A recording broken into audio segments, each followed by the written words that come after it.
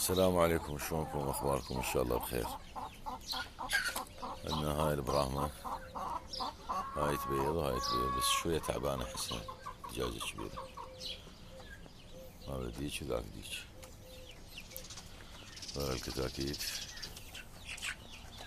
صحتهم ما شاء الله فول. هذول همين. هذا الدجاج نطب عليهن.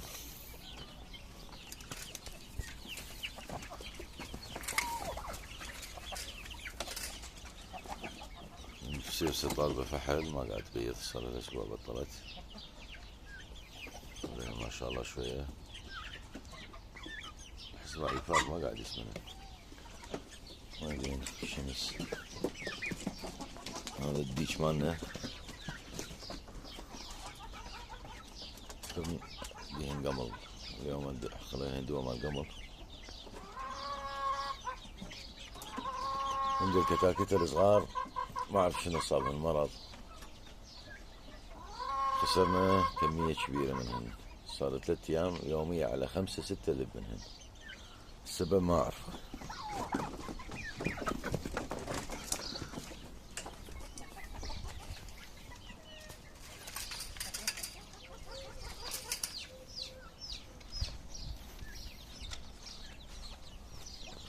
هذولا صحتهم زينة، بس هذولا عندي صحتهم وش. هذولا شوف، لقينا منهم وجبة كبيرة، طلعت عندي 3 وجبات.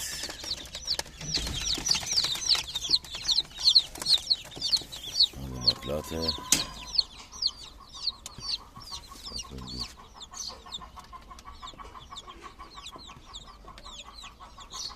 هذول ما اعرف شلون، شوف خانسين، نعطيهم علاج ونعطيهم فيتامين، هم وضعهم وش.